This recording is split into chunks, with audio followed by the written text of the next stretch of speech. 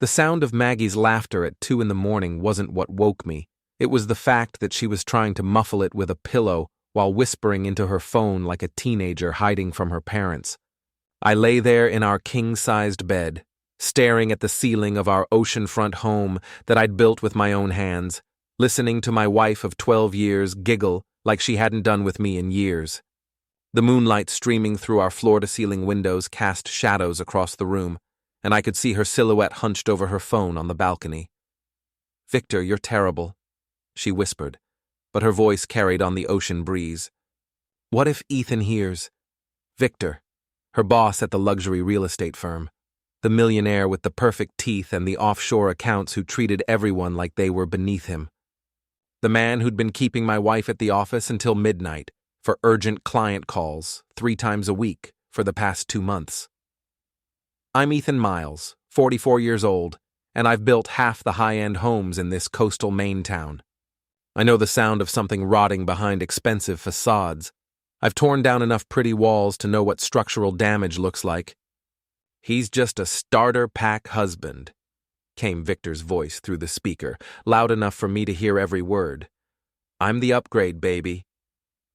The laughter that followed, not just Maggie's, but other voices too, hit me like a sledgehammer to the chest.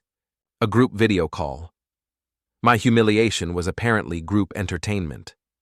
"Oh my God, Victor, you can't say things like that," Sloane's voice chimed in.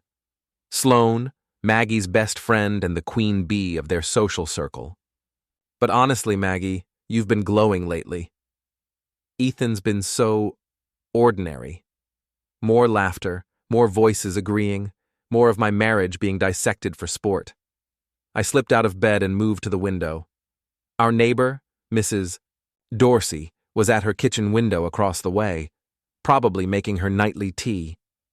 The old woman had binoculars permanently stationed on her windowsill, the neighborhood watch committee of one.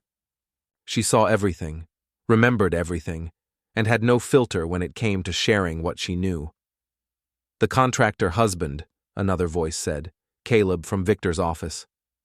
"Does he even know what Prada is?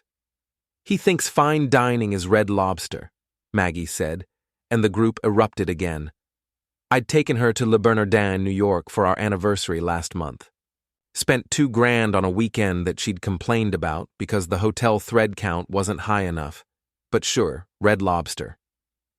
"When are you going to dump the dead weight?" Victor asked. "I've got that penthouse ready for you. Ocean views, infinity pool, and a man who can actually afford your lifestyle." "Soon," Maggie whispered. "I just need to figure out the finances. He's got everything tied up in those construction accounts and investments. The prenup was minimal. My prenup. The one I'd signed because I loved her and trusted her and thought she felt the same way. The one that left her entitled to half of everything I'd built from nothing."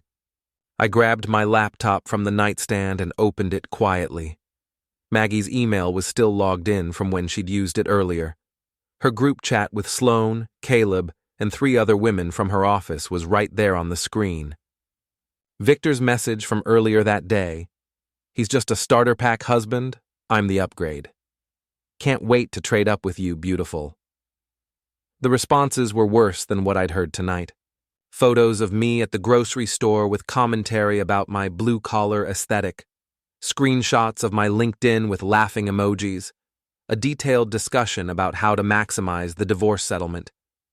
Sloane had written, "Make sure you document everything that makes him look bad. Small-town contractor versus international real estate mogul? Judge will see who the real provider is." I closed the laptop and looked out at the ocean. This house, our house, sat on 3 acres of prime oceanfront property. I'd designed every inch of it, from the hand-laid stone foundation to the custom millwork. It was worth $4 million, and it was just one of my assets. My phone buzzed. A text from my childhood friend Ricky, who ran Murphy's Tavern downtown. "Late night, brother. Everything okay?" I texted back, "Define okay. Beer's cold if you need to talk." I grabbed my keys and headed for the door. As I passed the balcony, I called out to Maggie, "Tell Victor I'll send him a fruit basket for keeping you so late." Wouldn't want him to think I'm ungrateful for all his mentorship. Maggie's face went white. She fumbled with her phone, ending the call quickly. Ethan, I was just working. I know. You're always working these days. I left her standing there and drove through the empty streets to Murphy's. The bar was nearly empty, just a few regulars nursing their demons in the dim light. Ricky took one look at my face and poured 2 whiskeys. She's cheating, I said without preamble. I figured. Mrs. Dorsey mentioned seeing a silver Porsche in your driveway when you were at the job site last week. Said it stayed for 3 hours. Victor's car. In my driveway. In my house. How long have you known? Suspected for a month. Knew for sure when I saw them at the yacht club last weekend. Thought you were out of town. I was. I'd been in Boston meeting with investors for my next project. A $50 million development that would make me one of the wealthiest men in the county. Money that Maggie would be entitled to half of if we divorced. What are you going to do? Ricky asked. I finished my whiskey and stood up. I'm going to give them exactly what they want. Which is an upgrade. I drove home as the sun started to rise. Maggie was asleep in our bed, her phone charging on the nightstand. I picked it up and scrolled through her messages. More group chats, more planning, more evidence of my wife's betrayal and her friend's complicity. But I also found something else. Victor's financial information, account numbers, investment details, information that a careful man like me could use. I made 3 phone calls before Maggie woke up. The first was to my broker, liquidating $94 million in investments and moving them to accounts that only I controlled. The second was to my real estate agent, listing our beach house, the one Maggie loved most, for immediate sale. The third was to Moira Flanagan, the best paralegal in the state and a woman who specialized in finding things that powerful men preferred to keep hidden. By the time Maggie came downstairs for her morning coffee, I was sitting at our kitchen island with a cup of my own and a folder full of documents. Good morning, sweetheart, I said. Sleep well? Fine, she said, not meeting my eyes. You were up early. Couldn't sleep. Kept thinking about upgrades. She froze with her coffee cup halfway to her lips. Funny thing about upgrades, I continued. Sometimes you think you're getting something better, but you end up with a cheap knockoff that breaks down the moment you need it most. My phone buzzed with a text from my real estate agent. Beach House already has 3 offers. Bidding war started. I smiled and showed Maggie the screen. Looks like someone's going to get upgraded to homeless. Maggie's face went through several shades of pale as she read the text message. Ethan, what did you do?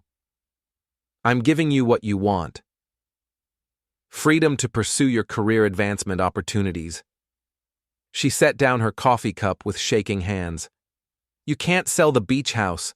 That's my house, my name on the deed, my money that built it. I stood up and straightened my tie. I have a meeting at your office this morning. Thought I'd surprise you. The drive to Prestige Properties took 15 minutes through the winding coastal roads. Maggie followed in her BMW, probably calling Victor to warn him. I parked my truck, a custom Ford F-150 that cost more than most people's cars but looked like a contractor's vehicle, right next to Victor's silver Porsche. The office was a glass and steel monument to excess, all marble floors and modern art that cost more than most people's houses. Victor had spared no expense in creating a temple to his own ego. I walked in wearing my best suit, custom-tailored Italian wool, the kind of thing that whispered money instead of screaming it. The receptionist, a young woman named Tiffany, who'd always been polite to me, looked surprised. Mr. Miles, are you here to see Maggie? Actually, I'm here to see Victor. Business proposition. Victor's office was on the top floor, all floor-to-ceiling windows and imported furniture. He was on a call when I walked in, but he gestured for me to sit. I could hear Maggie's heels clicking rapidly down the hallway. Telling you, the margins on the oceanfront properties are insane, Victor was saying into his phone. These local contractors don't know what they're sitting on. I've got one guy, builds these incredible houses, sells them for half what they're worth. No vision for the big picture. He was talking about me, to someone else, while I sat in his office. "Victor!" Maggie burst through the door, slightly out of breath. "Ethan wanted to—" "It's fine, sweetheart," I said, using the same tone I'd used that morning. "Victor and I are just having a chat about vision." Victor ended his call and leaned back in his leather chair. He was handsome in that artificial way that money could buy. Perfect teeth, perfect hair, perfect tan. Everything about him screamed expensive and hollow. "Ethan, good to see you. Maggie's told me so much about your projects." I'm sure she has. Probably mentioned how I built our entire portfolio from nothing. Started with a hammer and a dream. Now I'm worth more than most small countries' GDP. Victor's smile flickered.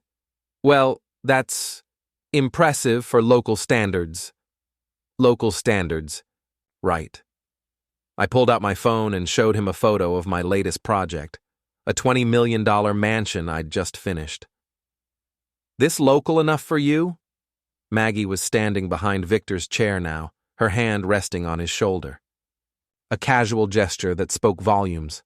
I pulled out my phone and took a photo. "What are you doing?" Maggie asked. "Documenting the moment." "For my lawyer." The color drained from Victor's face. "Your lawyer?" "Oh, yes. Moira Flanagan. You might know her. She specializes in asset protection and complex relationship situations." I stood up and straightened my jacket. "She's very thorough. Finds things that people thought were hidden." I walked to Victor's desk and leaned over it, close enough to smell his expensive cologne. "She's particularly good at offshore accounts. Funny how those work, isn't it? All that money sitting in places where the IRS can't see it until someone points them in the right direction." Victor's face went white. "You can't what? Can't protect my own assets? Can't investigate my wife's business relationships?" I straightened up and smiled. "You're right. I'm just a local contractor. What would I know about complex financial arrangements?" I headed for the door, then stopped and turned back. "Oh, and Victor, you might want to check on your boat. I heard there was some vandalism at the marina last night. Nothing serious, just some fishing line in the intake and maybe some shrimp in the air vents. You know how these coastal towns can be, full of people who know how to make expensive things smell." The look of horror on his face was worth every penny I'd paid Ricky and his crew to make Victor's yacht uninhabitable. "Maggie, I'll see you at home. We have some paperwork to go over." I left them standing there and walked out through the office. Every conversation stopped as I passed. The staff had heard raised voices from Victor's office, and now they were watching the local contractor who'd just made their boss look like an amateur. Tiffany called out as I reached the elevator. "Mr. Miles, I hope everything's okay." "Everything's perfect, Tiffany. Just perfect." I drove to Murphy's Tavern and found Ricky restocking the bar for lunch service. He looked up when I walked in, grinning. "How'd our fishing expedition go last night?" "Let's just say Victor's going to need a very expensive cleaning service. And a new engine." Ricky laughed and poured me a beer. "What's next?" "Now we wait for Moira to work her magic. Victor's not as clean as he pretends to be. Nobody with that much money and that little conscience ever is." My phone buzzed with a text from Moira. "Found what you're looking for. Labor violations, unreported income, and some very interesting HR files. Also, he's been skimming from client accounts. Not enough to trigger federal attention, but enough to destroy his reputation." I showed the message to Ricky. And there it is. "What about Maggie?" "Maggie's about to learn what happens when you mistake kindness for weakness." I drove home to find a moving truck in my driveway. Maggie was directing two men as they loaded boxes into the truck. Her clothes, her jewelry, her art collection, everything that screamed expensive and useless. "Going somewhere?" I asked. Victor offered me his guest house until we can work things out. How generous of him. I'm sure he expects nothing in return. She turned to face me, and for a moment I saw a flash of the woman I'd fallen in love with 15 years ago. Young, ambitious, beautiful, and hungry for something more than small-town life. I'd thought I could give her everything she wanted. Turned out I was wrong. Ethan, this doesn't have to be ugly. Doesn't it? You've been planning this for months. You and your friends have been laughing at me, calling me a starter pack, treating our marriage like a joke. You've been sleeping with your boss in our bed, in our house, while I was working to build the life you said you wanted. I pulled out the divorce papers I'd had prepared. So no, Maggie. This absolutely has to be ugly. She took the papers with trembling hands. The prenup was signed when I was worth $2 million. I'm now worth $96 million, and thanks to some very careful legal work, it's all protected from gold-digging wives and their sugar daddy boyfriends. The moving men had stopped working and were pretending not to listen to our conversation. Mrs. Dorsey was at her window with her binoculars, probably taking notes for her next neighborhood gossip session. You can't do this, Maggie said. I already did. You have 48 hours to respond to the papers. After that, things get complicated. She climbed into her BMW and followed the moving truck out of my driveway. I watched them go, then walked into my house, and poured myself a drink. My phone rang. Victor's number. You bastard, he said without preamble. Victor! How's the boat? You know damn well how the boat is. It's going to cost me $50,000 to fix. Inflation's terrible these days. Everything costs more than you expect. This isn't over. You're absolutely right. It's not. I hung up and called Moira. Time for phase 2. The charity gala is tomorrow night. Perfect timing. Make sure the press gets copies of everything. I want Victor's reputation destroyed before the appetizers are served. Consider it done. I walked out onto my balcony and looked at the ocean. The waves were rough today, crashing against the rocks below with enough force to reshape the coastline. Sometimes destruction was just nature's way of making room for something better. Tomorrow night, Victor and Maggie would learn what an upgrade really looked like. The annual Coastal Charity Gala was the social event of the season, where the wealthy gathered to write tax-deductible checks and pretend they cared about the less fortunate. It was held at the Yacht Club, in a ballroom that overlooked the harbor, where Victor's boat sat reeking of rotting shrimp. I arrived fashionably late, wearing a tuxedo that cost more than most people's cars. Custom made in London, perfectly tailored, the kind of formal wear that announced serious money without being flashy about it. I'd learned long ago that the truly wealthy never needed to advertise. Their clothes did it for them. The valet recognized my truck and didn't blink. Half the millionaires in town drove vehicles that looked ordinary but cost 6 figures. It was a coastal Maine thing. Stealth wealth was more impressive than obvious displays. Inside, the cream of local society mingled under crystal chandeliers, drinking champagne that cost more per bottle than most people made in a day.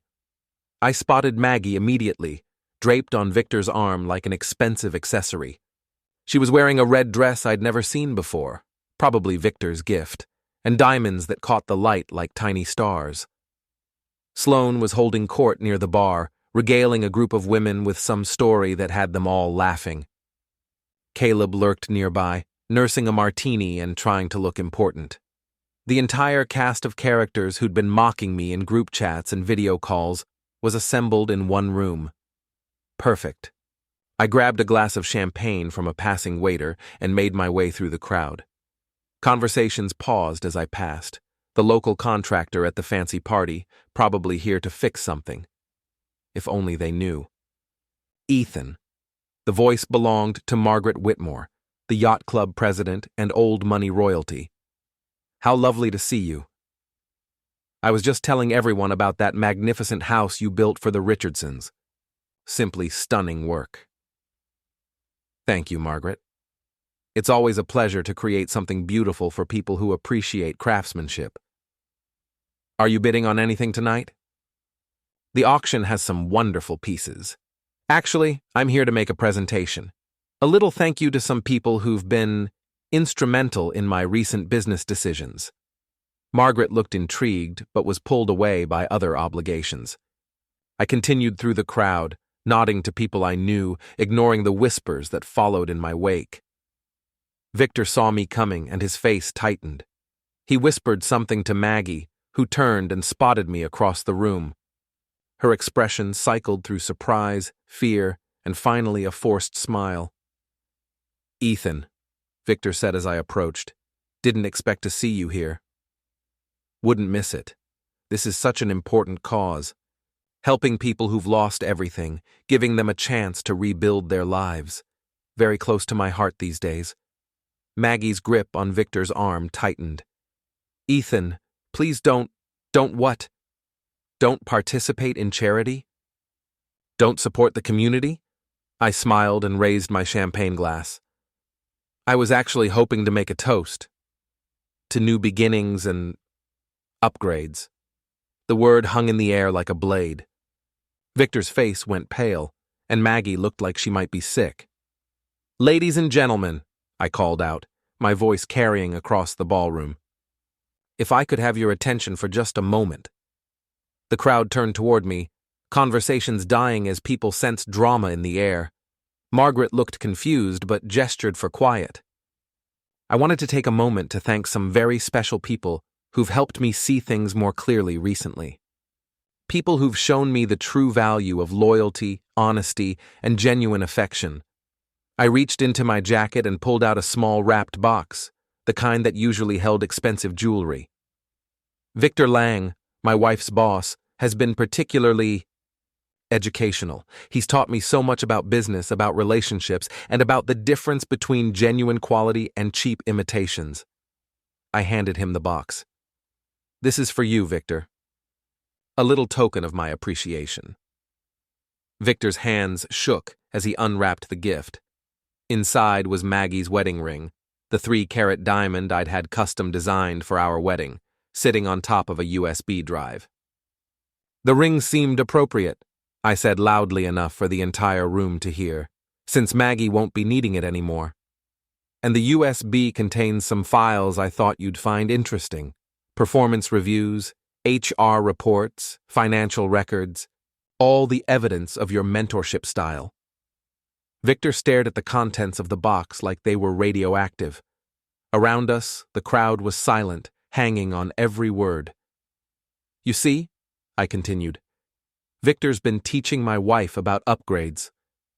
How some people are just starter packs, and others are premium models. How a simple contractor could never compete with a sophisticated businessman." Sloane had her phone out, recording everything. Other people were doing the same. In the age of social media, humiliation was instantly viral. "But here's the thing about upgrades," I said, my voice carrying across the silent ballroom. "Sometimes what you think is an improvement is actually a downgrade. Sometimes the premium model is just fancy packaging around cheap, defective parts." I pulled out my own phone and opened an audio file. Victor's voice filled the room, crystal clear through the yacht club's sound system. "She's married to a nobody contractor. I'm doing her a favor, taking her off his hands. Plus, she's incredible in bed, worth every penny I'm spending on her." The gasp from the crowd was audible. Maggie's face went white as paper. Victor lunged for my phone, but I stepped back smoothly. "There's more," I said. "Hours of recordings. Victor discussing his various affairs, his plans to hide assets from his wife, his creative bookkeeping methods. All very educational." Victor was backing away now, but there was nowhere to go. The crowd had formed a circle around us, phones recording every moment of his destruction. "The best part," I continued, "is the financial records. Turns out Victor's been skimming from client accounts for years. Nothing major, just enough to fund his lifestyle and impress married women. The state attorney general is going to find it fascinating reading."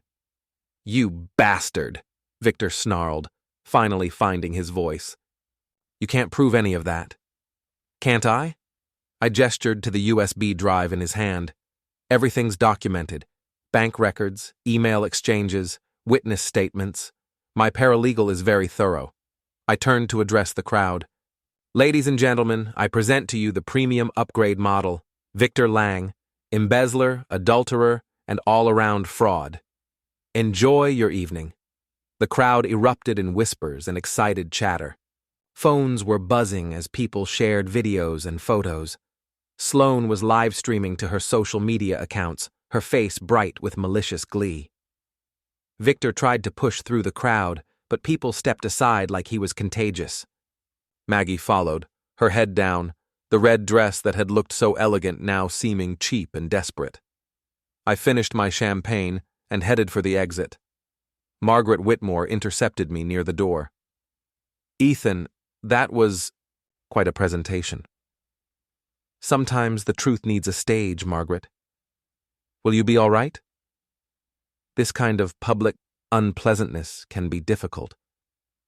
I smiled and kissed her cheek. I've never been better. Enjoy the rest of your evening. I walked out into the cool night air and drove home. My phone was buzzing constantly. Texts, calls, social media notifications. The video of Victor's humiliation was already spreading across the internet. At home, I poured myself a scotch and sat on my balcony, looking out at the ocean. Mrs. Dorsey's kitchen light was on, and I could see her silhouette at the window, probably on the phone sharing the gossip of the century. My phone rang. Ricky. Holy shit, brother. It's all over Facebook already. Victor looked like he was going to have a heart attack. Phase 1 complete. What's Phase 2? I smiled and took a sip of my scotch. Phase 2 is when they realized tonight was just the appetizer. The next morning brought a storm that matched my mood. Dark clouds rolling in from the Atlantic, wind howling around the house, rain lashing against the windows. I stood in my kitchen drinking coffee and watching the local news coverage of last night's gala. Shocking revelations at the annual Coastal Charity Gala have rocked the local real estate community. Victor Lang, prominent businessman and owner of prestige properties, was publicly accused of embezzlement and adultery by contractor Ethan Miles, whose wife Maggie works for Lang's firm. I turned off the television. The story would run for days, maybe weeks. Social media had made sure of that.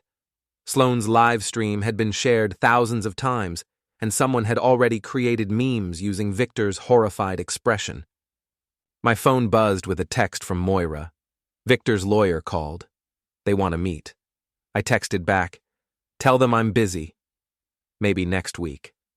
Another text, this one from an unknown number. "You destroyed my life, you psychotic bastard." This isn't over. Victor, probably using a burner phone. I screenshot the message and forwarded it to Moira. Threats were useful evidence in court. The doorbell rang. Through the security camera, I could see Sloane standing on my porch, soaked from the rain, her usually perfect hair plastered to her head. She looked like a drowned rat in designer clothes. I opened the door but didn't invite her in. Sloane. Rough morning? Ethan, we need to talk. About what? Your starring role in last night's entertainment? She pushed past me into the house, dripping water on my hardwood floors. You can't do this to Maggie. She's my best friend. Your best friend who you helped humiliate me for months? The best friend whose affair you encouraged and enabled? I closed the door and leaned against it. That best friend? She made a mistake. She made a choice. Multiple choices, documented choices that she shared with you in your little gossip circle. I pulled out my phone and opened the group chat screenshots. Would you like me to read some of your contributions? The part where you called me aggressively mediocre was particularly creative. Sloane's face flushed red. We were just venting. Girls talk. You know that. Girls talk. Right. And when girls talk about destroying someone's marriage and stealing their assets, that's just harmless chatter. Maggie's broke, Ethan. Victor fired her this morning. His wife found out about the affair and threatened to divorce him if he didn't cut all ties. Maggie has nothing. Good. The single word hit her like a slap. She stared at me like I'd grown a second head. Good? Ethan, she's homeless. She's sleeping in her car. She's sleeping in her BMW. There's a difference. And she's not homeless. She chose to leave our house to move in with her boyfriend. Not my problem that her upgrade didn't work out. You're being cruel. I'm being accurate. Maggie made her choices. Now she gets to live with the consequences. Sloane pulled out her phone and showed me a photo of Maggie crying in what looked like a hotel room. Look at her. She's devastated. She looks upset that she got caught. There's a difference. What do you want, Ethan? Money? An apology? What will it take for you to stop this insanity? I walked to the window and looked out at the storm. The wind was strong enough to bend the trees, and whitecaps covered the harbor. It was the kind of weather that reminded you how small and powerless humans really were. I want justice, Sloane. I want consequences. I want everyone who participated in humiliating me to understand what it feels like to lose everything they care about. Including me? I turned back to face her. Especially you.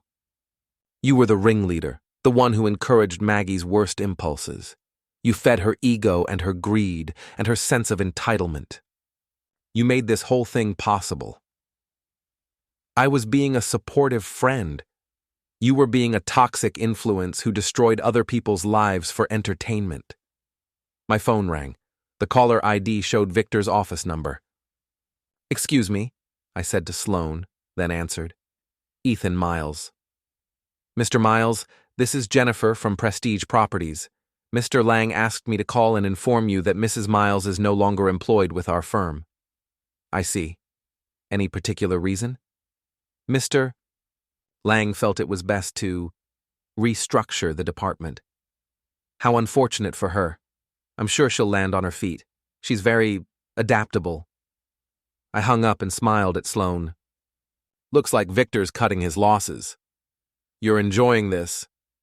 I'm appreciating the poetry of it. Maggie thought she was trading up to a man with more money and power. Turns out she traded down to a coward who throws her away the moment things get complicated. Sloane was crying now, mascara running down her cheeks. She loved you, Ethan. Maybe she lost her way, but she did love you. No, she didn't. She loved my money and my house and my status. She loved the idea of being married to a successful man. But she never loved me. How can you be so sure? I walked to my desk and pulled out a folder. Inside were printed emails, text messages, and photos that Moira had recovered from Maggie's devices. Because people who love you don't spend months planning to destroy you. They don't laugh about your insecurities with their friends. They don't calculate how much money they can steal from you in a divorce. I showed Sloane a text exchange between Maggie and Victor from 3 months ago. E is so clueless. He actually thinks I'm happy with our boring life. Can't wait to be done with this charade. Sloane read the message and her face crumpled. Oh, Maggie. There are hundreds more. Plans to hide assets, discussions about how to make me look bad in court, strategies for maximizing her settlement. This wasn't a moment of weakness or a mistake. This was a calculated campaign to destroy my life and steal my money. I put the folder back in the desk. So no, Sloane. I'm not going to stop. I'm not going to forgive. And I'm not going to let any of you walk away from this without consequences. What about Victor's wife? She doesn't deserve this. Victor's wife deserves to know the truth about the man she married. Just like I deserved to know the truth about mine. Sloane wiped her eyes and headed for the door. You've changed, Ethan. You used to be kind. I used to be naive. There's a difference. She left without another word, and I watched through the window as she struggled to her car in the storm. Her phone was already out, probably calling Maggie to report on our conversation. I poured another cup of coffee and called Moira. How's the documentation coming? Better than expected. Victor's been sloppy with his digital security. I've got evidence of affairs with at least 6 different women, all employees or clients. His wife's lawyer is going to have a field day. What about the financial irregularities? Enough to trigger a state investigation. He's been skimming from client escrow accounts for years. Never enough to bankrupt anyone, but definitely enough to fund his lifestyle. Timeline? The Attorney General's office should have everything by tomorrow. After that, it's out of our hands. I hung up and walked out onto my covered balcony. The storm was getting worse, with waves crashing against the rocks below my house. In the distance, I could see the yacht club, where last night I'd begun the systematic destruction of everyone who'd betrayed me. My phone buzzed with a text from an unknown number. We need to talk. Meet me at the marina in an hour. Come alone. V. Victor wanted a meeting, probably to threaten me or beg me or try to negotiate some kind of truce. He still didn't understand that this wasn't a business deal or a misunderstanding that could be resolved with the right conversation. This was war, and I was winning. I grabbed my rain jacket and headed for the door. Time for the next phase. The marina was nearly deserted in the storm, just a few die-hard boat owners checking their moorings and securing loose equipment. I found Victor standing at the end of the dock where his yacht was berthed, still reeking of rotting shrimp despite the wind and rain. He looked like hell. His usually perfect hair was disheveled, his expensive clothes wrinkled and stained. The man who'd been so confident and condescending just days ago now looked like a cornered animal. Ethan. His voice was hoarse, probably from screaming at lawyers and accountants all morning. Victor, lovely weather we're having. Cut the shit. You know why I called you here? I did know, but I wanted to hear him say it. Enlighten me. You've destroyed my life. My business, my marriage, my reputation, all gone because you couldn't handle your wife leaving you for a better man. A better man? I laughed, the sound carrying over the wind. Victor, you're a petty criminal who steals from clients and preys on married women. You're not better than anyone. I gave Maggie things you never could. Sophistication, culture, a real future. You gave her lies and false promises. And the moment things got difficult, you threw her away like garbage. Some upgrade. Victor's face was red with rage and humiliation. She means nothing to me. She was just a distraction, a toy. But you've cost me everything that actually matters. Everything you stole, you mean. The money you embezzled, the reputation you built on lies, the marriage you destroyed with your affairs. I didn't take anything from you, Victor. I just revealed what was already there. My wife left me this morning, took the kids and half my assets. The state attorney general's office called an hour ago. They're opening a formal investigation. My business partners are already talking about forcing me out. Sounds like consequences. I hear they're a witch when you're not used to them. Victor stepped closer, his hands clenched into fists. You think you're so smart, don't you? The noble husband, getting his revenge on the evil adulterers. But you're just as pathetic as you ever were. Maybe. But I'm pathetic and rich and free. You're pathetic and broke and probably headed to prison. I know which position I prefer. This isn't over. Yes, it is. You just haven't accepted it yet. Victor swung at me then, a wild haymaker that telegraphed itself from a mile away. I stepped aside and let his momentum carry him past me, then grabbed his arm and twisted it behind his back. He cried out in pain and stumbled forward. Careful, Victor. Assault charges would just be another problem you don't need. I released him and stepped back. He turned to face me, cradling his twisted arm, his face a mask of rage and humiliation.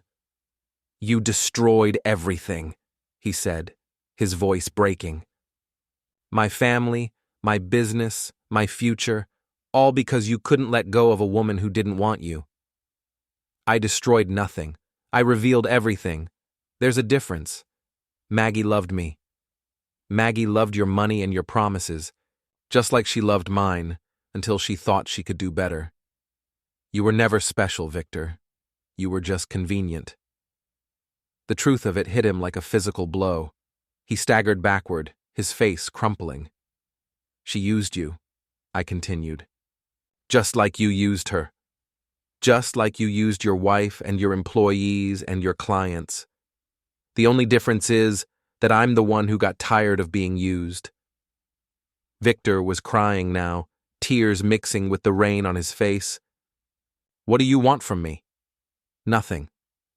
You have nothing left to give. Please, there has to be something. There is something. I pulled out my phone and opened the voice recorder app. I want you to admit what you did. To me, to Maggie, to your wife, to your clients. I want you to confess to everything, on record. And if I do, then maybe I don't release the recordings of you bragging about your other affairs. Maybe your wife's divorce attorney doesn't get copies of your offshore account information. Maybe the Attorney General's office doesn't receive detailed documentation of every penny you've stolen over the past 5 years. Victor stared at the phone like it was a loaded gun, which, in a way, it was. You're blackmailing me. I'm offering you a choice. The same choice you offered me when you decided to destroy my marriage. The only difference is that I'm being honest about it. The storm was getting worse, with waves crashing over the dock and soaking us both. In the distance, I could see other people heading for shelter, leaving us alone in the chaos. Victor looked out at his yacht, then back at me. If I do this, if I confess, what happens to Maggie? What happens to Maggie is up to Maggie.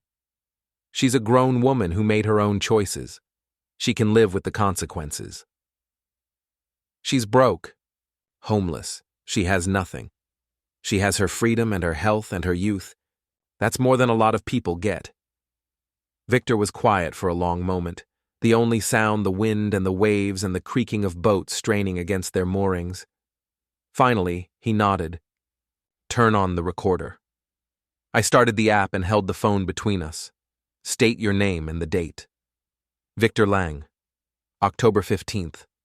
His voice was barely audible over the storm. Louder. Victor Lang. October 15th. I'm making this statement voluntarily, without coercion. Go ahead. Victor took a shaky breath. I've been having an affair with Maggie Miles for 4 months. I encouraged her to leave her husband and promised her a future that I never intended to provide. I used my position as her employer to manipulate her into a sexual relationship. He paused, wiping rain and tears from his face. I've also been embezzling money from client escrow accounts for the past 5 years, small amounts that I didn't think would be noticed. I used the money to fund my lifestyle and impress women like Maggie. How much money? Approximately $200,000 over 5 years. Continue. I've had affairs with multiple employees and clients. I used my position and wealth to pressure women into sexual relationships. I lied to my wife about business trips that were actually vacations with my mistresses. The confession continued for another 10 minutes, Victor detailing years of fraud, adultery, and abuse of power. When he finished, I stopped the recording and put my phone away. There. Are we done? Almost. I pulled out a manila envelope and handed it to him.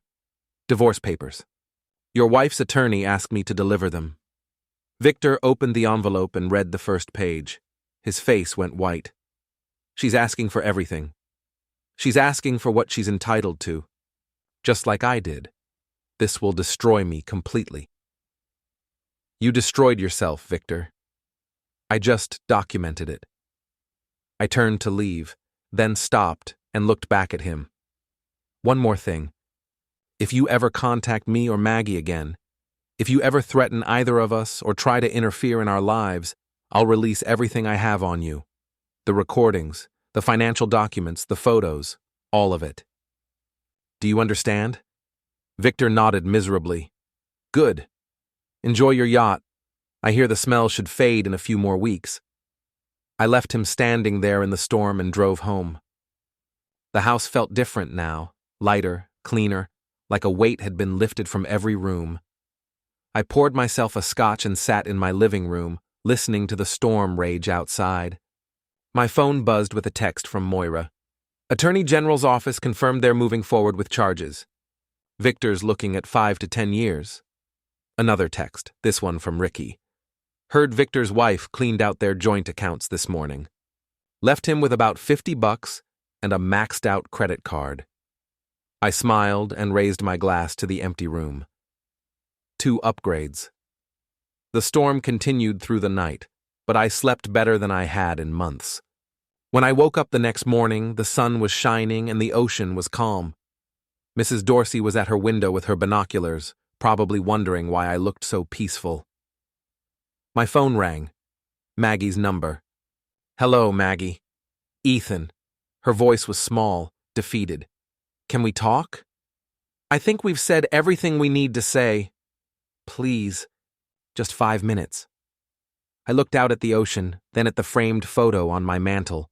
Our wedding day, when we were young and stupid and thought love was enough to overcome anything. 5 minutes. Thank you. I'm outside. I walked to the front door and opened it. Maggie was sitting in her BMW, which was packed with boxes and suitcases. She looked like she hadn't slept in days. She got out of the car and walked up to the porch.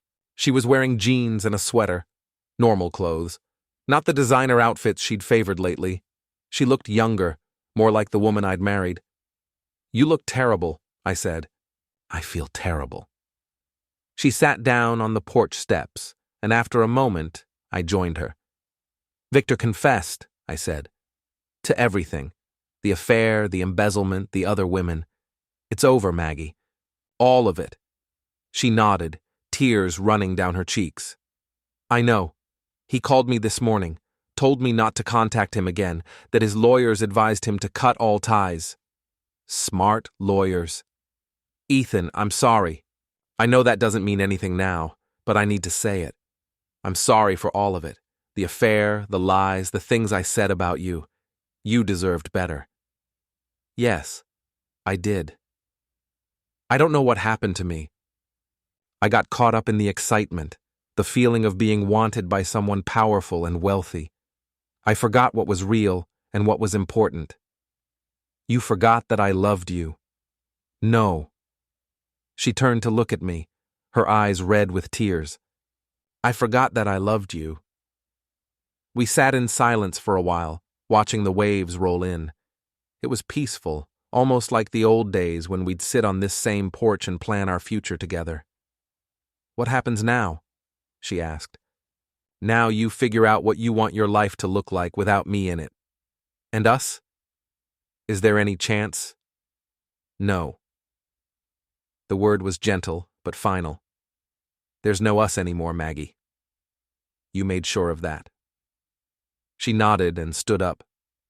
"I'll send you my new address when I get settled. For the divorce papers. Moira will handle everything. It should be quick and clean. Will you be okay?" I looked at her, really looked at her, for what I knew would be the last time. She was still beautiful, still the woman who'd made me believe in love and partnership and forever. But she was also the woman who'd betrayed everything we'd built together. "I'll be fine, Maggie. I always was fine. You just forgot that." She walked back to her car and got in. As she drove away, I saw Mrs. Dorsey at her window, probably wondering if this was the end of the neighborhood's greatest drama. It was. 6 months later, I was sitting in the same spot when a real estate agent called to tell me that our beach house had sold for $6 million, $2 million more than I'd paid for it. Victor was in prison, serving 7 years for embezzlement and fraud. His wife had moved to California with their children and half his remaining assets. Maggie had moved to Boston, where she was working as a receptionist at a small real estate office and living in a studio apartment. According to Mrs. Dorsey, who somehow knew everything about everyone, she was dating a teacher and seemed happy. Sloane had moved away after her husband found out about her role in encouraging Maggie's affair. Apparently, he didn't appreciate his wife's hobby of destroying other people's marriages. As for me, I was building again. New houses, new projects, a new life. I'd learned something valuable from the whole experience. Sometimes the best upgrade is getting rid of the things that were never good for you in the first place. The sun was setting over the ocean, painting the sky in shades of orange and gold. It was beautiful and peaceful and mine. All mine. I raised my glass of scotch to the horizon and smiled. To new beginnings,